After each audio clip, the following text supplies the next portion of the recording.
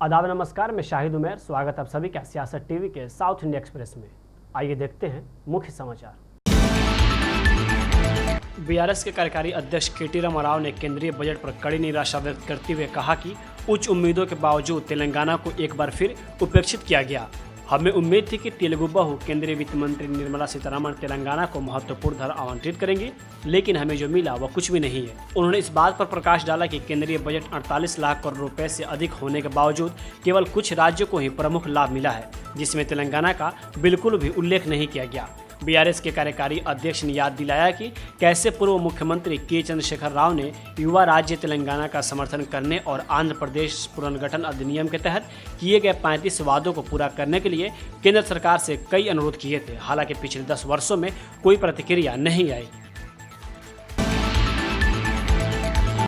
मुख्यमंत्री रेवंत रेड्डी ने नई दिल्ली में राहुल गांधी से मुलाकात की और उन्हें लगभग 2 साल पहले वारंगल घोषणा के हिस्से के रूप में किए गए वादे को पूरा करने के लिए आयोजित सार्वजनिक बैठक के लिए आमंत्रित किया। यह घोषणा में शामिल 2 लाख रुपए के कृषि ऋण माफी की आपूर्ति को चिन्हित करने वाले समारोह का हिस्सा है और 28 जुलाई को आयोजित होने की संभावना है। पार्टी सूत्रों ने पुष्टि की है कि बैठक इस महीने के अंत तक और संभवतः नियोजित तिथि पर होगी, क्योंकि बजट सत्र जारी है। मुख्यमंत्री के अगस्त के पहले सप्ताह में अमेरिका के 10 दिवसीय दौरे कार्यक्रम पर जाने के साथ पार्टी नेतृत्व ने पार्टी के शीर्ष नेताओं को आमंत्रित करके और राज्य के किसानों को यह याद दिलाकर स्थिति का फायदा उठाने का फैसला किया है कि राहुल गांधी ने कांग्रेस की सत्ता में आने के बाद अपने वादे पूरे किए, जबकि आज से शुरू होने वाले विधानसभा सत्र लगभग 10 दिनों तक चलेगा। पार्टी का कार्यबल लगभग 10 लाख का लक्ष्य रखते हुए किसानों को सार्वजनिक बैठक लाने में व्यस्त रहेगा।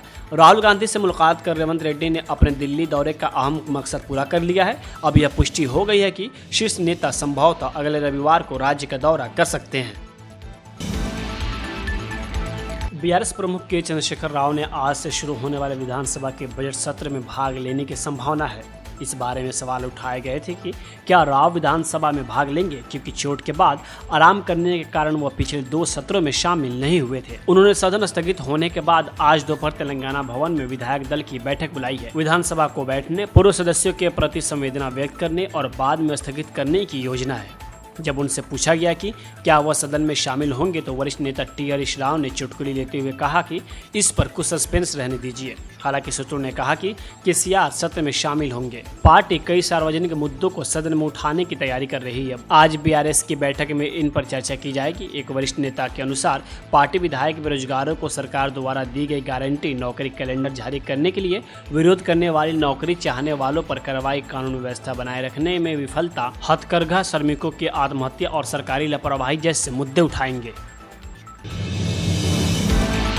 तेलंगाना विधानसभा की बजट बैठक आज शुरू हुई। सरकार को अनुमान है कि सत्र लगभग 7 से 10 दिनों तक चलेगा। बैठकों की शुरुआत में मुख्यमंत्री रेवंत रेड्डी ने दिवंगत कैंटोनमेंट विधायक लस्या नंदिता के निधन पर शोक प्रस्ताव पेश किया। विधानसभा की चर्चा के दौरान सीएम ने दुख व्यक्त करते हुए इस तरह के प्रस्ताव की दुर्भाग्यपूर्ण आवश्यकता पर टिप्पणी की। लस्या नंदिता के पिता सयन्ना न केवल मेरे करीबी थे, बल्कि एक समर्पित लोक सेवक भी थे। हमने मिलकर विधायक के रूप में कार्य किया और छावनी क्षेत्र की उन्नति के लिए अथक प्रयास किया। उन्होंने समुदाय में सयन्ना के कई योगदानों को याद किया और विधायक के रूप में अपने सीट जीतने के बाद उनके पिता की विरासत को जारी रखने के लिए सार्वजनिक जीवन में अपने बेटी के प्रवेश के महत्व पर जोर दिया।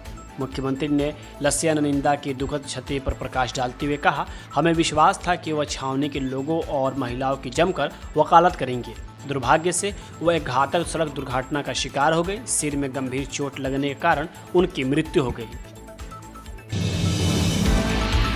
तेलंगाना के परिवहन मंत्री पुन्नम प्रभाकर ने घोषणा की कि तेलंगाना में महिलाओं ने महालक्ष्मी योजना के तहत 68.60 करोड़ मुफ्त बस यात्रा की है, जिसके परिणाम स्वरूप 2350 करोड़ रुपए की बचत हुई है। प्रभाकर ने यह बयान टीजीएसआरटीसी के अधिकारियों और कर्मचारियों के साथ एक समीक्षा बैठक के दौरान दिया। उन्होंने योजना की सफलता का श्रेय टीजीएसआरटीसी कार्यबल की कड़ी मेहनत, अनुशासन और समर्पण को दिया। उन्होंने विश्वास जताया कि योजना की सफलता के कारण सरकार नई बसें सेवा लाएगी। बीआरएस के कार्यकारी अध्यक्ष केटी रामाराव ने राज्य सरकार और कांग्रेस से नए आपराधिक कानूनों के कार्यान्वयन पर सार्वजनिक रूप से अपनी स्थिति घोषित करने की मांग की। अपने खुले पत्र में राव ने इस बात पर प्रकाश डाला कि कठोर कानून जिसका विभिन्न समूहों ने पर्याप्त विरोध किया है कि मौलिक नागरिक अधिकारों और व्यक्तिगत स्वतंत्रता पर अतिक्रमण करने के लिए निंदा की जा रही है। राव ने कहा कि पश्चिम बंगाल, तमिलनाडु और कर्नाटक के सीएम ने कानूनों का विरोध किया है। उन्होंने इस बात पर जोर दिया कि तेलंगाना गवर्नमेंट को नागरिक अधिकारों के चैंपियन के रूप में राज्य के ऐतिहासिक प्रतिष्ठा को बनाए रखने के लिए स्पष्ट रुख अपनाना चाहिए। केटीआर ने सरकार से तत्काल कार्रवाई करने की मांग करते हुए केंद्र को पत्र भेजकर कानूनों के निरंकुश धाराओं में संशोधन की मांग की। उन्होंने आगामी विधानसभा सत्र में एक प्रस्ताव केंद्र को भेजने का भी आह्वान किया।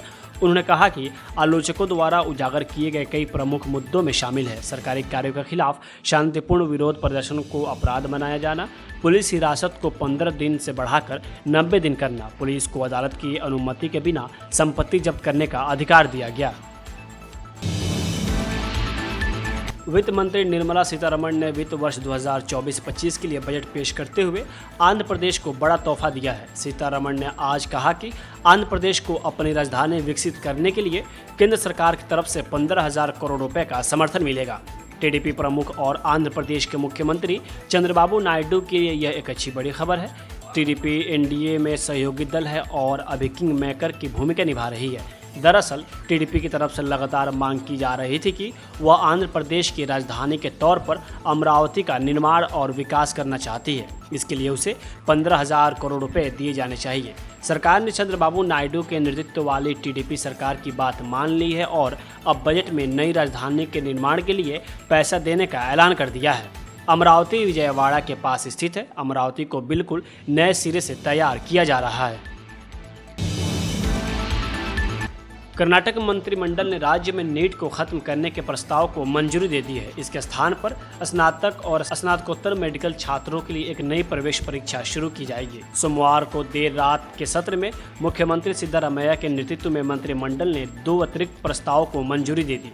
एक राज्य विधानसभाओं और लोकसभा निर्वाचन क्षेत्रों के परिसीमन से संबंधित तो वही दूसरा एक राष्ट्र एक चुनाव की अवधारणा का विरोध करना। यह घटनाक्रम नीट को लेकर बढ़ती चिंताओं के बीच आया है। पिछले हफ्ते कर्नाटक के उप मुख्यमंत्री डीके शिवकुमार ने केंद्र सरकार से नीट को खत्म करने और राज्य को अपनी प्रवेश परीक्षा आयोजित करने की अनुमति देने का आग्रह किया था। उन्होंने कहा कि नीट परीक्षा में अनियमितताएं गंभीर हैं। यह लाखों छात्रों के भविष्य का सवाल है। केंद्र को नीट को खत्म करना चाहिए और राज्य को अपनी प्रवेश परीक्षा आयोजित करने की अनुमति देनी चाहिए। देश भर के छात्र राज्य द्वारा आयोजित परीक्षाओं में भाग ले सकते हैं। उन्होंने आगे कर्नाटक के छात्रों पर प्रभाव की आलोचना करते हुए कहा कि कर्नाटक के छात्रों के साथ अन्याय हो रहा है। कर्नाटक ने कॉलेज बनाए हैं लेकिन वह उत्तर भारत के छात्रों को लाभ पहुँचा रहा है और अपने छात्रों को वंचित कर रहा है। हमें इसके खिलाफ एकजुट होकर लड़ना होगा। केंद्र को नीट परीक्षा की अनियमितताओं को भी जांच करानी चाहिए। कर्नाटक के उप मुख्यमंत्री डीके शिवकुमार ने कहा कि वित्त मंत्री निर्मला सीतारमण द्वारा पेश किए गए बजट में विपक्षी शासित राज्य को कुछ नहीं मिला। पत्रकारों से बात करते हुए उन्होंने कहा कि किसी भी इंडिया गठबंधन सरकार को कुछ नहीं मिला। कर्नाटक सहित किसी भी विपक्षी दल को कुछ नहीं मिला। यह दुर्भाग्यपूर्ण है और मैंने वित्त मंत्री निर्मला सीतारमण से कभी भी इसकी उम्मीद नहीं की थी। विपक्ष ने दावा किया कि सीतारमण का बजट केंद्र में एनडीए सरकार को बचाने के लिए है। अपने बजट 2024 में वित्त मंत्री ने आंध्र प्रदेश और बिहार के लिए भारी रियायतों की घोषणा की है। ये दोनों राज्य एनडीए सहयोगियों टीडीपी और जेडीयू द्वारा शासित है।